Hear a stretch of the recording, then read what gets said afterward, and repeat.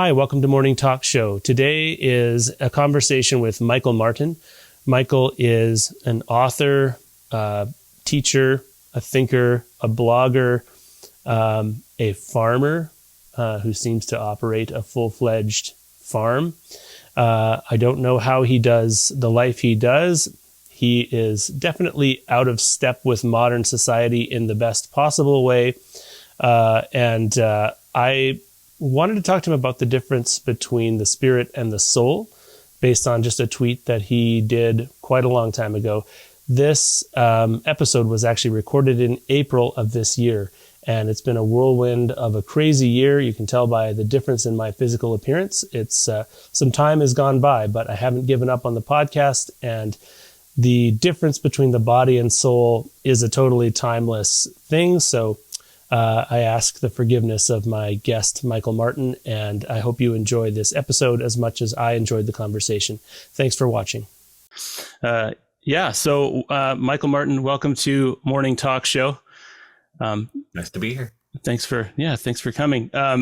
This conversation was prompted by a tweet in which you said something like many people with damaged souls or something like that, and someone else tweeted that they thought the soul was eternal and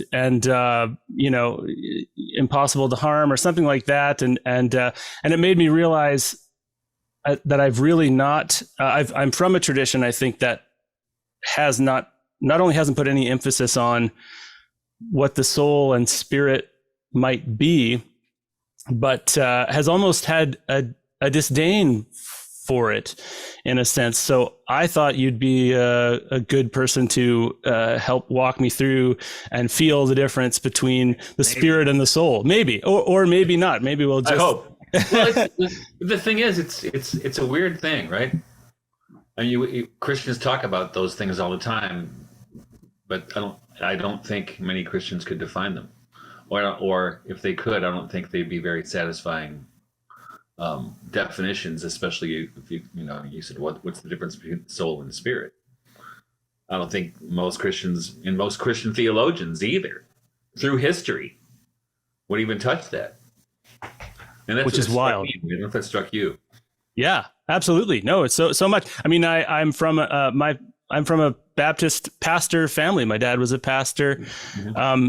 My biggest issue with faith usually is that I can recite by heart what I'm supposed to, the catechismic almost definitions of things, and don't feel them in my spirit. And this one I couldn't even do, which is hilarious because we talk about the word spiritual, and I don't even know, should we use the word spiritual if we don't know what our spirit is or have an idea? Well, I know. That's the weird thing. And what that was prompted, my tweet was something along the lines of the soul is a fragile thing. Oh, that's what it was. Which does not necessarily mean it's not immortal, right? But what happened, I was at a funeral of some old friends, and the whole family. I know the whole family, and one of the members of the family, whom I have been, the only one I've been in contact with for the last few years. I would hear from him once or twice a year. He wasn't there, and it was his mother who died. And I talked to his brother, who we're close in age. The guy I had been in contact with was much older than I am, but his brother, who was about a little bit older than I am, I said, "What's going on?" And he's, and he didn't really know, and he didn't show up at his own mother's. At least it wasn't the funeral; it was the visitation the night before. So maybe he did show up for the funeral, but they weren't placing money on that. They weren't betting on it, and it came down to this guy's really been suffering for a long time with probably clinical depression, and it really haunted me. On the way home, it was about 2 hours away, on the way home in the next couple of days, which is why I posted that. And then people are like, it's immortal, it's fine. But think about it. Where do we feel emotional pain? It's not maybe it affects your body, but it's not in your body, is it? Yeah. It's not a product of the body, Right. right? Yeah. It's somewhere down deep, close to the origin of who we are. Well, it's someplace, yeah. And I mean, do animals sin? Right? Animals don't sin, right? Right. They don't sin. I agree. They act out of instinct. So only human beings can sin. Maybe or angels, but certainly, in our experience, it's the human beings who are doing the sinning. And where does that happen? That's a condition of the soul, I think. It makes sense to say that, right? And if I'm going to read it to you here because I pulled it up. And I think the only place in the New Testament that says that makes this distinction is First Thessalonians, where toward the end, when Paul's engaged in his envoy, he says, "May the God of peace himself make you perfectly holy, and may you entirely, spirit, soul, and body, be preserved blameless for the coming of our Lord Jesus Christ." Right? And he uses 3 different Greek terms there. The term that's translated as spirit is pneuma, or pneuma, and the word that's translated as soul is psyche, and the word that he translates, or that's translated as body, is soma, right? And soma, as you know, is different than sarx, like in John, right? When Jesus tells people, unless you drink my blood and eat my flesh, you'll have no part in me. And they're like, that's a hard saying, right? No, I'm out, right? But sarx is the word he uses there, which means this stuff right here, right? Yeah. The meat. Carne would be in Latin. So I think we kick those terms around theologically without really reflecting on what they mean. Right. And the other problem is, as Martin Heidegger observed of German, I think English is a pretty impoverished language, where Greek has how many words for love, right? 5 words for love. And English has like and love, right? Yeah. Right? So you can say, I love pizza, and you can say, I love my wife, or I love God. And those are very different loves, right? Yeah. So it's kind of impoverishment of language, but I also think, in going back to the fathers even, nobody ever unpacked that soul and spirit thing. So when you hear those terms, what do you think? Well, I think, I guess I'm just sort of reverse engineering here because, like I say, until this week, I haven't really done a lot of deep thought about it. I guess I felt that my spirit, my spirit feels like the non-physical side of my daily experience. So my spirit would be sort of containing all my emotions, and then also kind of giving me the feeling of the sum total of the effect of my emotions and stuff that happened during the day. So my spirit, I can be going through something happy, jumping on the trampoline with my children, but my spirit can still be weighed down, and so that's kind of what I would have said. And then I would have said that my soul was kind of a deeper like identity, or maybe like the, again, non-physical side. I mean, feel free to just slide on all this. I'm just asking because no, that's good. Questions nobody asks, right? Yeah, I would have thought my soul was kind of the deeper down identity that's not necessarily affected as much in its nature by my spirit. Like I guess the spirit would be closer to the surface and something that I can kind of more consciously just sort of sift through and examine. Right. And that my soul was something deeper and more mysterious. And that's about as far as I would be able to go. Yeah. Well, yeah, so I think this goes back to the earliest days of Christianity, this problem. And I don't, I'm not an Old Testament or a New Testament scholar. I don't dwell in those languages, right? So I'm not one of those kind of thinkers. I mean, my background is actually in English literature, and I got to theology from that. But there is an interesting thing. So I'm going to read a couple of things for you here. So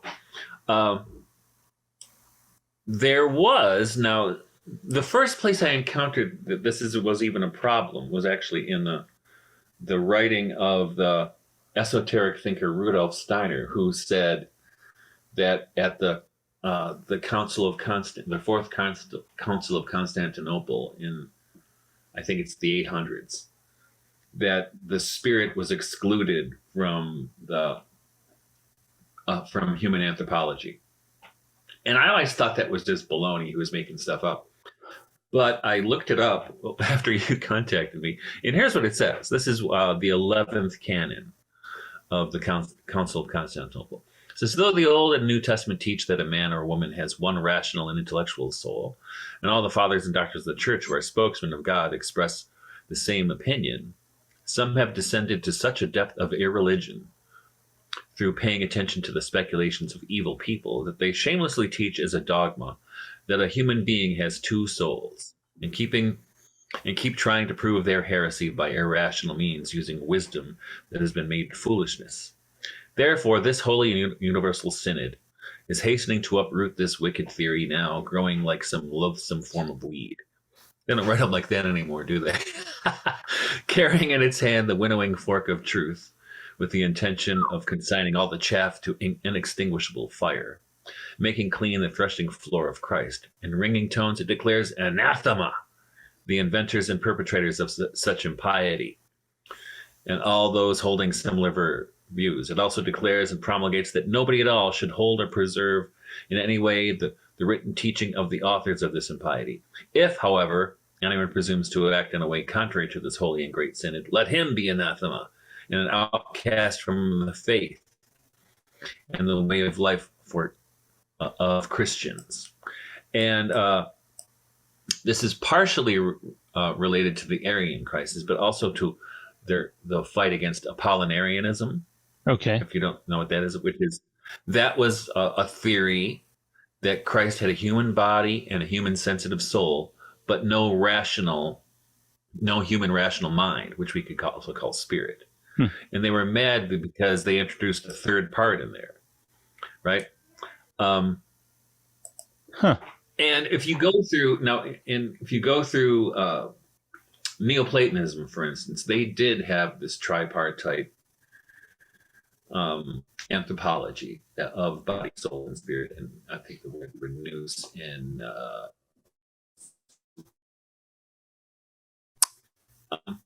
oh, you're breaking up there. Sorry. Maybe I'll just give it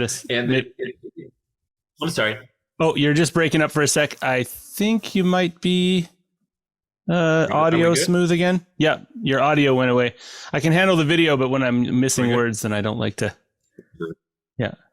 Well, that's actually because I changed screens. That's what happened. So okay. But anyway, so you see also are we good? Yeah. You can hear me? I can hear you. Yeah. Your video is not amazing. So you also see that in. Okay, that's strange. So anyway, it's also in the early days. So the part of what the fathers were doing and the councils were doing was also combating what they call, maybe some heretical ideas found in Gnosticism. And Gnosticism also, I think it was Valentinian Gnosticism, kind of classified people according to pneumatics, who were the most spiritual people, or the psychics, who were not as spiritual, but they were more in their imaginative or emotional lives, or the hylics, the people who were kind of just devoted to the flesh, right? Which is kind of an interesting way to look at things. I mean, but I think, and tell me what do you think? The more I think about this thing, I think, in a way, We just been making stuff up as we go along. You know what I mean? It's like, well, we're trying to describe something, and maybe this is a good description, but I don't know if it works all the time. Right. I mean, think about this. I mean, and I do believe that the soul and the spirit exist, and I believe the body exists. And you probably encountered this more coming from an evangelical background, that there are people who think that the earth is not our real home. Right. Where'd that idea come from? Right. Which I equate with when people also say you are not your body. I've heard people say that like they're dropping the most comforting possible thing on you, and I find it strange. Yeah. And I guess it points to, sorry, before I say more, you seemed like you were asking me what I thought. Yeah. What were you, what specifically were you, out of what you said, were you wanting my thought on, or were you asking about, or just in general, a reflection? I may have lost it.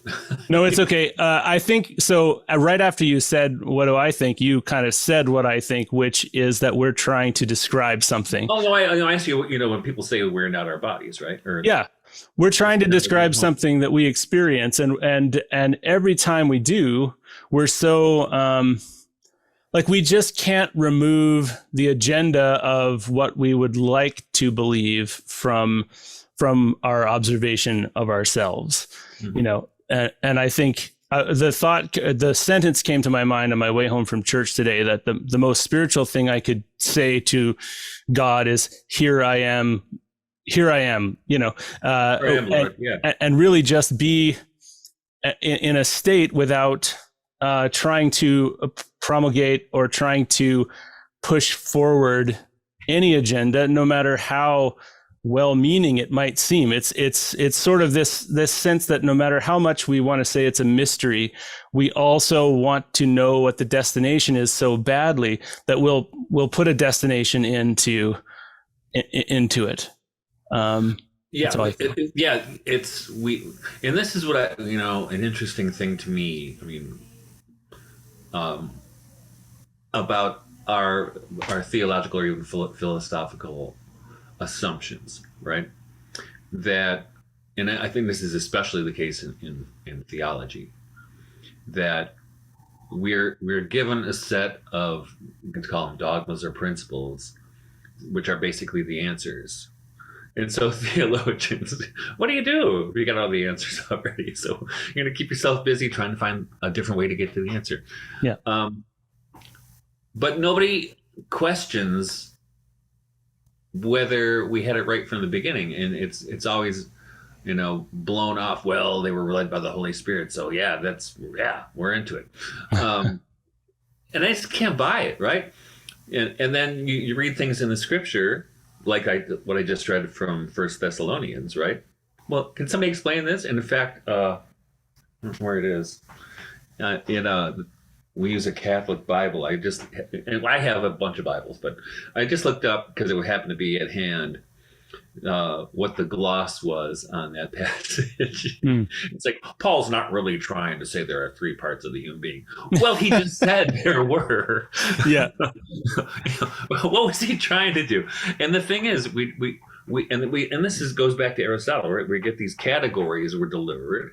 Yeah. And we have to, whatever we kind of, I wouldn't say discover, or we have intuitions or experiences that suggest something, and we look at the available categories, the available classifications, and doesn't fit. Right. So you got to put it someplace, right? So it doesn't really fit here. Yeah. And in fact, we were talking this morning, because in house church we used we had John 16 for the gospel reading, which is when Jesus predicts the coming of the advocate, right? And so we're talking, and then after that, we don't really do a sermon. We're just talking about it a little bit. I said, it's kind of weird, isn't it? Where when Jesus talks about the advocate, he talks like it's a real guy, almost another incarnation who's coming, right? Which is kind of, I never thought about that until today. right? And I told the kids, I said, I read something when the Jesuits were trying to introduce Christianity to the Buddhists, and the Buddhists said, "Oh, we understand, honorable father. We understand, honorable son. We do not understand, honorable bird." Right. Yeah. But the thing is, and this is what happens, I think, in all Christian traditions, whether it's Catholic, Protestant, or Orthodox, is we have a received tradition, which we have to try to make everything fit to, even the scripture, which is part of the inherited tradition. And I don't think it does all the time. Do you? No. I know it's a very mysterious thing. I mean, earlier you were saying from the council there that they were adding in, the rational and intellectual soul, and I guess I think this is the great failure of intellectualism and rationality. That, I mean, rationality and intellectualism combined with sin creates this, I think, where rationality wants to be prized at the very top of things, which means that we don't want anything above the ceiling of our rationality. We just want to endlessly discuss, describe it and discuss it, but we really want to say we know it. And you've in your line of work, I'm sure you meet plenty of wise people with embodied wisdom who would just be driven mad by the bullshit. They just get on with it, like they just get on with living with what their experience, what they feel, what they've seen, what they've touched with their hands, and then how it feels and the effect that they're having on other people, and they just go on with it. They couldn't intellectualize it. It's good to intellectualize it, but it's not the highest. It's not the highest thing. And I think the reason what you're pointing to is that in the West in particular, but it's also in the East, is with the Catholic and Protestant West, is that the hidden God is scholasticism, is rationality. Yeah. Right. Yeah. And I think it filters through that and into nominalism. I mean, I think in a way you could put the trans thing, you could put all the kinds of problems we're facing right now you laid it at the feet of nominalism and scholasticism. Can you give me a quick nominalism definition? I'm sorry. Nominalism is that things are just names, right? So if you say gender, right? So male and female, those are just names. Those aren't real essences. They're not real. Right. Or whatever it happens to be, right? But that's a good example. Or marriage. Marriage is just a word. Right. It's just a piece of paper. Yeah. It's not a real thing. Right. If there's one thing sorry, go ahead. No, that was it. If I was going to go back in time and change one thing about my wedding day, which obviously it's not something I desire to change in a big way. In Canada, they sign the legal document on stage. There's always a song, and really? And you sit and you sign yourself into marriage in the ceremony, and at the political part of it. Yeah, and if I could do it again, I mean, it was just whatever. We did it, and I'm not saying we did something that tainted our souls or anything like that. But I would take that right out, and regardless of the culture of it, I would say we're here to do a spiritual thing, right? And it's ruined also in the United States. In the United States, after the exchange of rings and the kiss, and then the priest is forced to say, "And now, by the power vested in me, by the state of Missouri, Michigan," that's not where the power came from. Yeah. No, I feel in that way. I kind of feel like some fundamentalist Christian being like, "Well, the state shouldn't intrude," but it's true. Like, libertarian Christianity. This is not a place for that. No. And so I guess to sort of take it back. So in that Thessalonians verse, there was this soul, spirit, and the body. And you said the body was soma. Is that what you said? That's word Paul uses right there. And soma define soma. Is that experience or like the kind of It's difficult. I mean, this is another one. So sometimes Paul or the New Testament uses soma. Sometimes it uses sarx, right? Mm. And And sarx is the fleshy. sarx is the Yeah. body, is the Yeah. meat, right? But the soma I would interpret um, as the bios. And now this is a great example. So in Greek, um, there's what's the other term? There's bios, which means and this is biology, right? So in biology, you look at, let's say, a frog, and the biology of a frog is not just what makes it work, but it's also, how it lives, what it eats, what Right. its mating cycle is. And so I think soma would be closer to that. That's kind of what I was thinking too. Yeah. I enjoy that. I mean, I guess that's even another distinction We don't know what the that hell we we're can talking about in Christianity. Yeah. We don't. Yeah, we don't know what our bodies are even, let alone spirit and soul. Well, and I think that's what happens with, those people when we get filtered down to us that the earth is not a real home, or I'm not my body. And then you look, I mean, the scripture says just the opposite, right? When, in fact, I love the Easter tide. I love the readings over after Easter. Like after the appearance to the disciples on the road to Emmaus, when Jesus appears to the disciples right after that, and they're all like freaked out because they think he's a ghost or he's a spirit or whatever, right? Geist. I mean, I have to look up what the word is. I could. But he tells them, give me a piece of fish. I'll show you that I'm real, right? Yeah. So what is the point of the resurrection of the body that we all claim to believe in if we are not our bodies? Yeah. Well, I think it's traditionally been, in my experience, the feeling of that has just been to show as an example of God's power, that it wouldn't necessarily be to exalt the body or to give the body any real heft in our spiritual lives, but literally just a magic trick. That's how it feels. A proof. And there's all this talk that, and I'm not diminishing it, but that there's so much evidence of the resurrection. There's more evidence of the resurrection of the physical body of Jesus than there is of the existence of Alexander the Great or something like that. Like they say these things and I'm like, I love the idea, which I'm seeing take shape here, that there is something more spiritual or something more relevant to me than strictly like God can do whatever the fuck he wants. You know what I mean? Like look here, haha, he raised it. He raised a dead person. Yeah, I think that. I mean, I take that seriously. Yeah, those stories, and I take when Mary Magdalene sees Jesus and thinks he's the gardener. And we talk about poetic justice, right? That, and she doesn't recognize him until he says her name. He says her name. Yeah, right. Which is it's one of the most beautiful moments in Scripture. It's so good. But now, So going back to this idea of a Christian anthropology. Now, my doctorate is in early modern English literature, and in particular religious literature.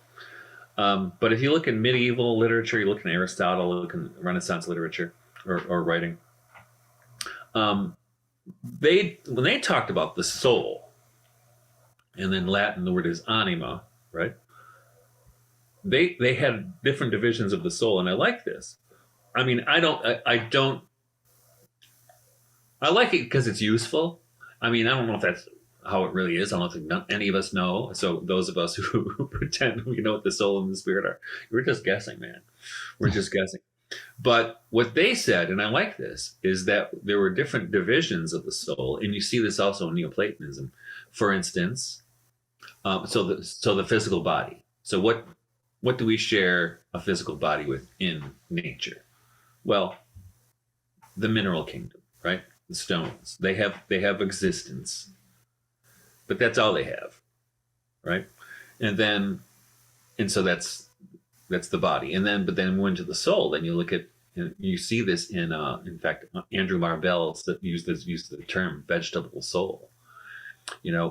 So you see, what do we have in common with the plant kingdom? We have existence and growth, right? Like the plants. Um, and and then you see, and then the next step is, what do we have in common with animals? We have existence and growth and movement and passions, right? So that's, and then the next step up is, what do we have that they don't have? And that we could say rationality or whatever. We have free will, right? Like you said, we can sin. Yeah. Animals can't sin, right? So I like that idea. I mean, Yeah. I think it's useful. I think it's a useful way to think about ourselves in relationship to nature, right? Right. We're part of the creation, right? And this is what I don't know if you're aware of this, but I've written a few books on sociology, and this is the essential idea of sociology is that, it's a kind of bridge or a metaxu, in the words of Bulgakov, between the creation and creator, right? There's something that the soul is. Well, the soul is. So the incarnation is a great, you can say, metaphor or example of that, right? Okay. And this is why in sociology, the role of the Virgin Mary is so important, or Sophia, is that the Virgin Mary makes the divine palpable to the senses, right? Which is, if you think about it, is amazing, right? It's like, wow, that's pretty cool, right? So I think all of these things are, like it's like Paul said, right? We're seeing through a glass darkly with all this stuff. We're kind of just guessing. We're guessing, but in our guessing, I mean, in my opinion, I think it's useful for us to find ways to be at home in the world. And I don't mean, and the thing is, there's two different ways to think of the world, right? There's the world as the world of the archons, in a Gnostic sense, that's run by maniacs. But there's also, which is the world that the devil promises Christ at the temptation, right? That's the world. But there's also the creation, right? Which, as God says in Genesis, is good, right? So what's our responsibility if that's how we understand what the structure of the universe is, right? Yeah. I love that. Wow, lots of deep stuff there. I like the moving from the stones to the human being, and it seems like the closer you get to the human being and to the human being ourselves, the more we, how would I put it? The more we don't have an atomized, independent existence. Everything you describe on that chain moving up is something that we need, and that we should have a relationship with and live in harmony with. And that would probably connect us to our deeper soul as well. It's the glory of the Lord, right? Yeah. So in terms of the soul, then, it seemed like we were kind of moving towards a definition, or like a working definition. Although I love the humility that you're approaching this, that we don't know, that we don't really know. We're just trying to know. We can't. Yeah. Which is beautiful in its own way. Difficult, but beautiful in its own way. So what would you say about the spirit then? How would you? Well, so I would, how I would, and you see this in the Kabbalah, and I think they have, what I think we don't have is, we don't, no pun intended, we don't have a fully fleshed out human anthropology as Christians, right? So I would say that the spirit is the part of us that is connected to God. It's always connected to God, right? So it might be incorruptible in, well, I wouldn't say incorruptible in not being able to be damned or anything, but maybe. But it's not as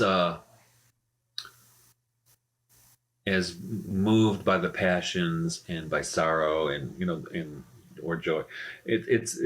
Which to me seems a mediating principle, right?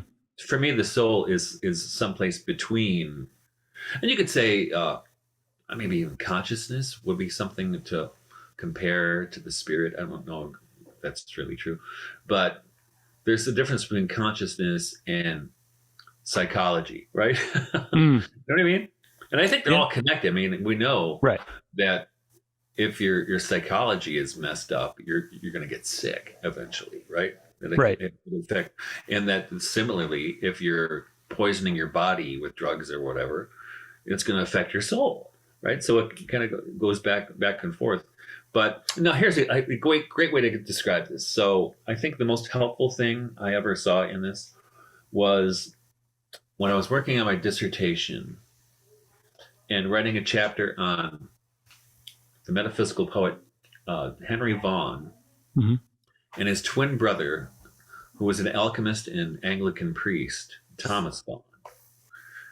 And I had to read everything both of those guys read. And it's interesting to read them, because one of them, Henry, seems to be like the introverted twin. And Thomas is the extroverted one who's loud and picking fights all the time. But what I noticed especially in Henry's poetry, his poem, this is what the key was for me, his poem Ascension, which starts off with the voice, I think, was it the voice of a human being contemplating the ascension, and it ends, it's almost like a inverse ratio where halfway through the poem Jesus takes over and is talking about incarnating. So there were illustrations about this. Now I see it illustrated in verse in Henry Vaughan, but there was a contemporary of his named Robert Flood, who was a Paracelsian physician, one of the first members of the Royal Society, and Royal, whatever it was, of physicians. And also he was a Rosicrucian apologist. And in his books, he has these illustrations, which are called double pyramids.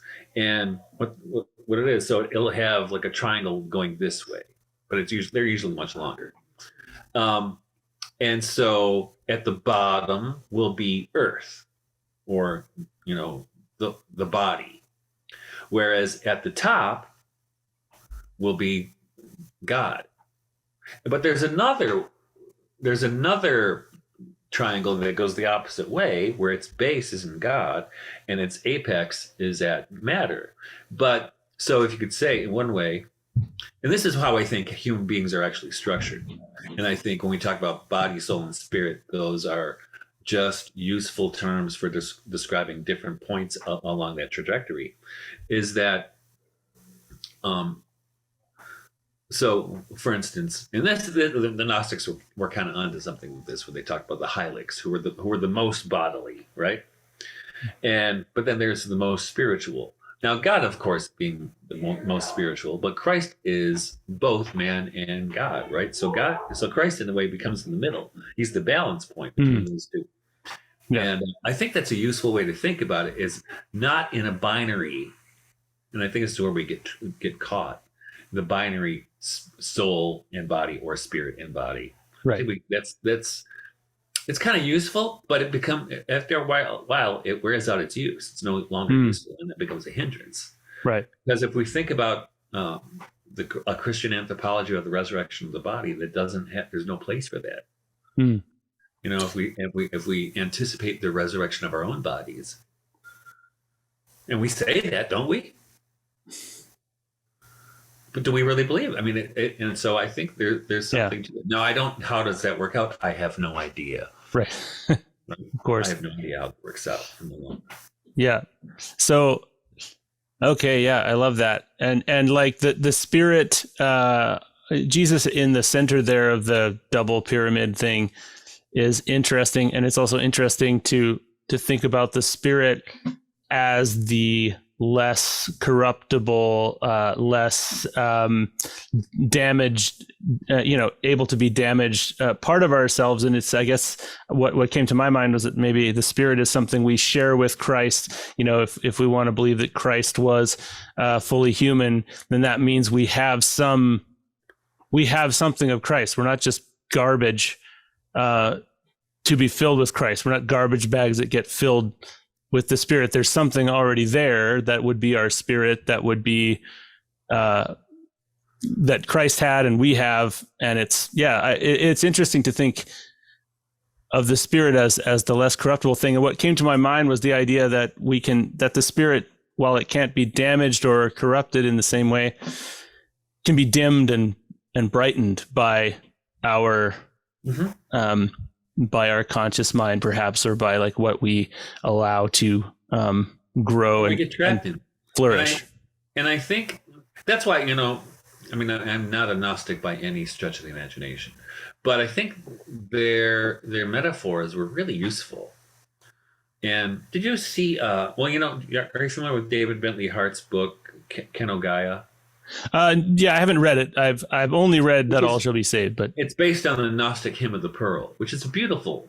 It's called a hymn. It's reads like a fairy tale, and I often have my college students read it, because in the hymn of the Pearl, what happens is this prince is sent to Egypt to retrieve this pearl, but his father tells him, well, go there, but don't eat any other food. Because if you eat any of their food, you'll forget who you are. And which is like what happens to college students, right? They go to college and they forget why they were sent there in the first place. Right.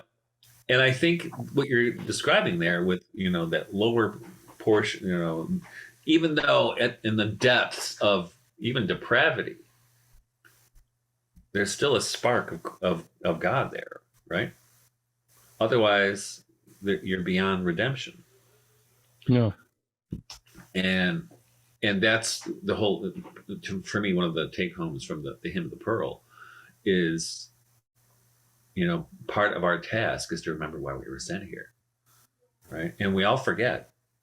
Everybody forgets, whether it's daily or at a certain period of your life, people go through stuff and forget why they were sent here. And the beautiful thing is in that hymn of the Pearl, his father realizes the kid forgot, and he sends him a message, but by airmail, by a bird, and it's an eagle that brings him the message. And then I love the way it's described in the hymn. It says, and then the eagle came to the boy and turned into pure speech, and reminded him who he was. Right. So there's always something in our creation, and I'm convinced of this, that in our experience, that reminds us of who we are. In fact, I'm kind of pissed off at U2 right now and Bono, but I think they in their song, what's it called?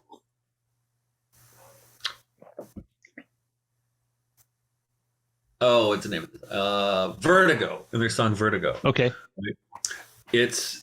There's a line in there about being in a nightclub or something, and you see a cross on a girl, right? Which is like the reminder. And you'll notice this, man, I think, that people, even in the deepest depravity or whatever they happen to be going through, their darkest places, they will see something that's reminding them who they are. They'll see a cross, or they'll see, image of God or something. Yeah, or sunset or whatever it happens. Child. Yeah. Yeah, I've seen that with rough people in the presence of a very small child.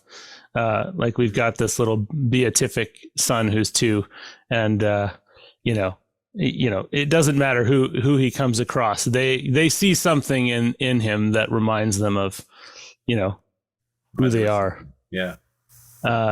Which is okay. So this is all great. So I'm actually I'm gaining more of a sense of the Spirit than I am of the soul. I mean, I don't want to hammer until we hammer us into coming up with rigid definitions, because that's the intellectualism that I was dissing earlier, but we've got a sense of the body as flesh, the body as kind of our lived a life, including our ecosystem and input, or like the food we eat and all of that as the soma. And then we've got the spirit, which is this kind of more untouchable thing that can be dimmed by and forgotten, like the pearl, or like the quest.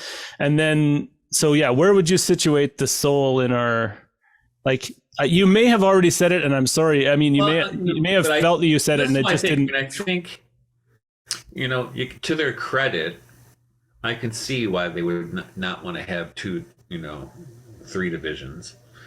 Because, but the thing is, when you don't, then you have to get into a higher soul and a lower soul, right? You have to do something, right?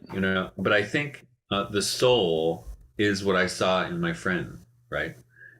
When the suffering he was going through, that's not that suffering is the soul, but suffering shows you where it is, right? That kind of, it's where suffering is kind of located or most affecting. Yeah, and where, whether it's lust or other kinds of bad, but also joy. This is why I think in Buddhism, part of Buddhism is trying to release yourself from the passions, right, to achieve enlightenment, which I don't buy, but but I know what they're getting at. I know where they came from. Came up with. I know where that idea came from, right? Because we that is where we kind of exist, and that's where we really live, is in that level of the soul. And once in a while, the spirit will drop in and give us some insight or beatific vision or whatever it happens to be, right? And even though the body, eventually wears out, or some people have afflictions in their bodies, right? The real suffering is in the soul, the real trouble. And it's interesting, in Greek mythology, the myth of Psyche and Eros, right? Cupid and Psyche, which is beautiful because Psyche in the story, who's the analog for our souls, can't see Eros. She can't see him. They're married, but she can't see him. And what happens, because there's been a decree that if she sees him, and this is what actually C.S. Lewis in Until We Have Faces was really doing a retelling of the story. And what happens, she gets curious to see what he really looks like, and she holds a candle over him while he's sleeping, and some wax drips on him and burns him and wakes him up, and then she's exiled, right? And then she has to earn her way back. I mean, this is the human experience, right?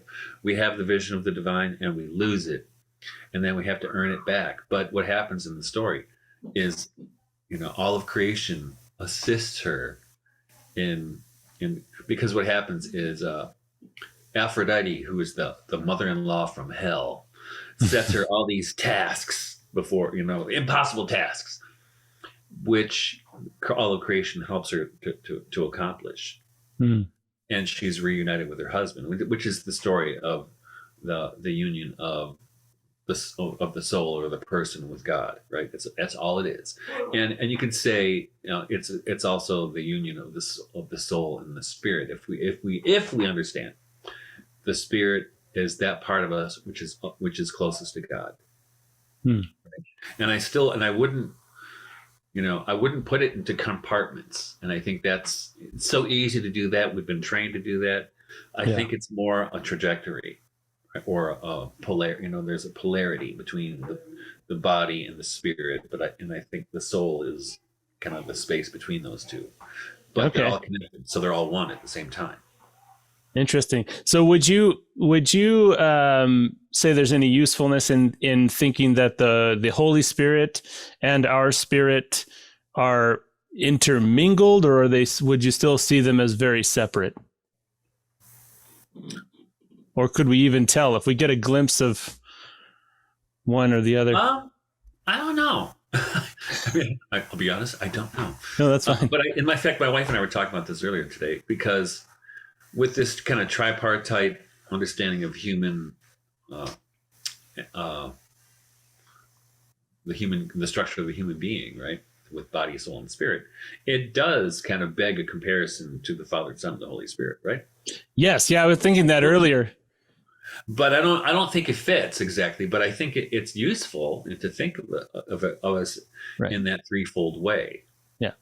But I don't know if I wouldn't make correspondences between the soul and Jesus or the body. Right. Yeah. They have to Where be. you put the body then, right?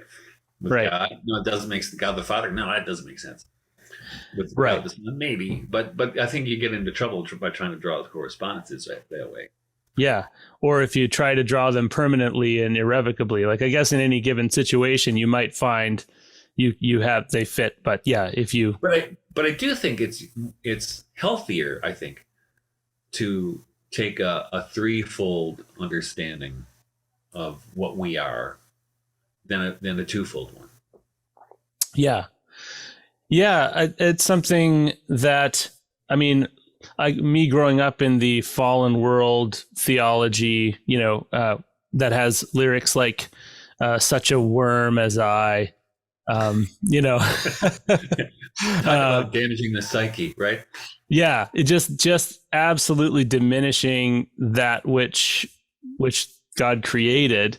And you don't even, it's like one of those things you don't realize until you're older that how much the comfort that you get from religion was based on a sense of shame that was misplaced, that was, not proper, that was actually disrespectful to the Creator. Right. It is, absolutely. I mean, who told you were naked, right? Yeah. Yeah, I actually love that. Yeah. I love that. Why were you afraid, right? How many times does Jesus say, why were you afraid? Yeah. And God in the garden says, why were you hiding? Why were you afraid? Yeah. Do you know the song, the Garden Song by Bob Bennett? I don't think I know that. You might appreciate it. Yeah, it's about that. Why are you hiding? Yeah. It's a good one. And that right there, that's psyche, that's the soul, right? Yeah. The shame. And so shame's not a bad thing. I mean, I tell people, if you don't feel shame, you don't feel guilt, and if you don't feel guilt, you don't know you did something wrong. Right. It's a useful thing. Right. But it's not the central thing. Well, shame is like anxiety in a way, in that it becomes pathological when it becomes an unfocused general state. Yeah, and anxiety, that's what happens with anxious people who suffer from clinical anxiety or whatever you want to call it, is that they have an anxiety that's not directed, directly at anything, so they can't attack it. And it's the same with shame. I at a certain point in my very slow journey in and out of Christianity, or away from it or towards it, what I don't even know. Yeah. I thought that I was here to overcome shame, and then you realize, well, no, I'm here to overcome a lifestyle of fostered shame, the prizing of shame, the holding up of shame as a virtue. But shame is like physical pain. It tells you, look over here and make a change. Something has made you ashamed, or you are ashamed. So anyway, I don't know. I'm just ranting about shame. Because it's instinctive, right? I mean, shame is a kind of instinct, just like putting your hand on a hot stove and you pull it away. It's an instinct, right? Yeah. Yeah. And when you're a father too, I mean, I've got little kids, and you realize at a certain point with a great weight, I feel like, oh my goodness, you need to feel shame. You think this about my children, like not the 2-year-old necessarily, but the older two, my kids too. you need to feel shame. And it's horrible to be the person to bring that shame to you. But I don't like this part of the job. Yeah, no, exactly. Yeah. This isn't what I signed up for, but yes, it is, obviously. So, all right. So, I mean, I think this is actually, if I say cleared up the question, I mean, I had a chat about hell with Paul Vanderklay and Nate Heil not long ago. And again, it was a similar kind of thing where it doesn't clear it up where like, all right, now here's the test. Here's the multiple choice test. What's the soul? What's the spirit? But like a lot of spiritual things, it kind of has given me a little bit more of a framework at which to think about it, and those kind of spectrums from one to the other in which you can kind of situate them and ways to think about it. So yeah, I do appreciate that. And I guess the one question I still have is do you have how would you, I hate to ask this, so it's one of those questions where correcting the question is probably going to be necessary immediately, but how would you define spiritual or spirituality in the light of what we've just said, or what you've just said? Well, spiritual, I don't know if I can define that. Spirituality, I would call that a set of practices that puts the individual or the community in the presence of God. You know, and I think I'm a big fan of liturgical spirituality, but also prayer, you know, or and this is what I was thinking when you were talking earlier, is and I think what we really need is more of a phenomenological theology rather than the kind of scholastic or Aristotelian model that's been handed down to us, where we get all the answers. Because I think, you know, and this has been my experience, right, where I, you know, get certain insights based on being present and not coming at it with preconceptions about what it is, whether it's in scripture or in nature, whatever happens to be. Because what we do, you know, like I said, when I was reading from John 16 today, and I'm kind of looking at it phenomenologically, like, wait a minute, that's not what it says. That's not how I was taught to understand it, right? And what happens is we have a lot of baggage that we've inherited theologically from our traditions that prevent us from seeing what's really there. And I think that's for me, that is the task for Christianity now, because, you know, otherwise Christianity dies as far as I can see. Right. Yeah. You know?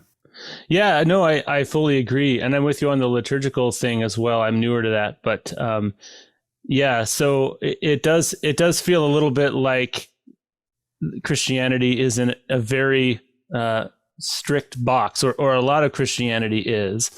And I've even had times where I wondered if maybe it's supposed to die, or it should die to be reborn, and yet it will have a lot of suffering. You know, we've had a lot of suffering from it dying so far. Mm-hmm. Well, but on the other hand, people pretend it's not. You know, right? Yeah. Well, everything's fine. Everything's fine. Yeah. Yeah, it's like an increase in vehemence and almost anger and hellfire in the dying gasps of this religion that you know, I mean, people are just desperate for something spiritual, and Christianity is just offering them something religious. well, yeah, because, you know, a friend of mine is a Lutheran pastor, and he's going to be starting at this new church in a couple weeks. I said, well, what's the parish like? He said, well, mostly people are over 65. I said, okay, got your work cut out for you, my man. You know, what do you do? I mean, and this is why actually we've taken to the home church model. You know, how do we make this living and real? Especially, you know, as a father, my youngest is 12 now, and I say with a 12-year-old, a 14-year-old, an 18-year-old, and a 19-year-old at home still. And this happened actually. I felt compelled to do this through the course of the pandemic when all the churches were closed. I'm like, my God, I still have kids who are little, right, who need to be churched in a way, but I can't take them to the church. So I can't do it. I felt I felt a moral obligation to take things into my own hands, Hmm. because otherwise we're just sitting around waiting for a bishop or somebody to give us the go ahead. Right. This is madness. Well, Madness. yeah. Well, I mean, good for you for having something that, you know, in the flesh that they can do. We were so fortunate. I thought I was done with church. I was in vocational ministry for a couple of years, a few years ago, and that was like that killed that killed it for me. I thought I'm on my way Yep. to atheism. You know, You're not going to learn how sausage is made. yeah, I quit. By the time I quit, I thought I'm going to be an atheist so soon that it would be wrong for me to be here. You know, it would be so false to be here. And yet we tripped and fell ass backwards into this Anglican church that has something I don't know if I've ever experienced, which is a community of older people, 60s through late 80s, who are still learning.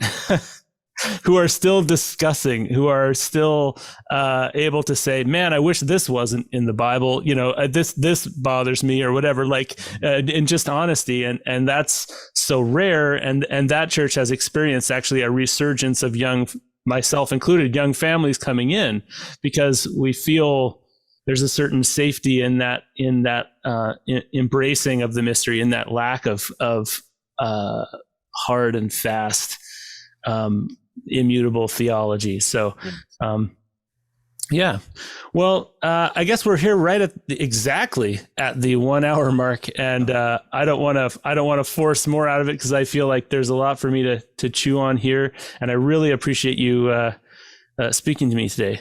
Yeah, I really appreciate it too. Thanks, Lenny. Thank you.